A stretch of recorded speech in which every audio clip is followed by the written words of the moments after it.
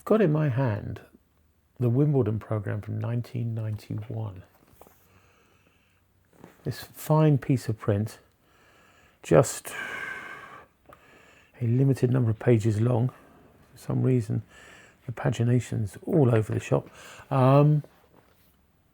Was printed by Keldia Press in Walthamstow on Black Horse Road, which was owned and run, managed by a legend in the industry at the time, a guy called Tony Diamond. If you ever came across Tony, you wouldn't forget it. But he ran one of the best known printers in London, doing all sorts of work. And he had a particular niche for sports programmes, not just Wimbledon, but also some of the test matches at Lord's and other games there. The interesting thing about the Wimbledon programme of 1991 is that it's how it was produced and what it contains, because this is the programme for Sunday the 30th of June. You could pick it up as soon as you arrived in the grounds at Wimbledon, which could have been 10, 11 o'clock in the morning, and it would be bang up to date with that day's order of play, last night's results, everything inside. It's not very pretty, it's not beautifully laid out, but the information is dead accurate. So after the close of play on the Saturday afternoon, all those results had to be compiled, had to be accurately checked, and then sent across town from Wimbledon, right the way across London, from the southwest corner where Wimbledon is, right the way across to the northeast corner where Walthamstow is, better known for greyhound racing in those days. And overnight, this job would be printed. There was no digital printing in those days, because it's in 1991. The Xerox Docutech had just come out, and they didn't have one. They had a Heidelberg Speedmaster, and they printed it on a Speedmaster, and an old version of Speedmaster, not one with all the automation that we see these days. No automatic plate changing, for example. So they ran the films out, laid them out into pages, laid those pages out imposed those pages as plates, and printed. That's why it's in mono, quite frankly. There was no chance of getting colour and getting colour turned around that quickly.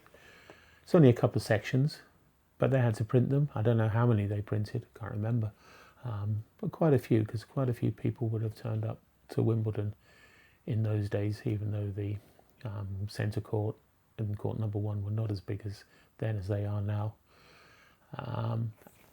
And they printed them, got them back on couriers, or got them back in the van, and got them across to Wimbledon for about 8 o'clock in the morning, so that they could be distributed to the crowds. And they charged you the princely sum of £1 for it. The little bit of gold on the cover gives it a little touch of class. The covers, of course, would have been printed well in advance, and it's only the inside pages where the changes were necessary. But it showed what could be done, even in those days, pre-digital print, pre-internet, pre-digital transfer of files days.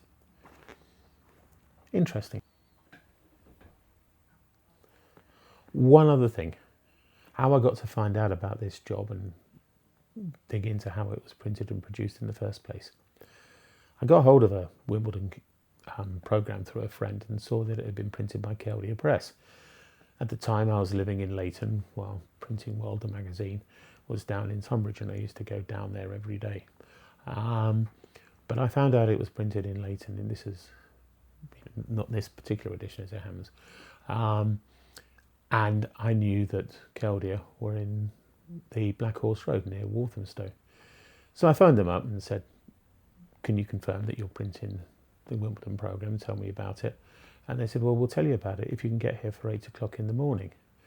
And I said, deal. They thought probably that I was down in Kent somewhere rather than in East London, just a bus ride away. So all I had to do was clear it with the editor, get up early in the morning, jump on a number 30 bus, I think it probably was, and get around from Leighton around to Black Horse Road, and get off there at 8 o'clock in the morning, go and knock on the door. Spoke to Terry McBurney, who was the production manager at the time and a legend in his own right.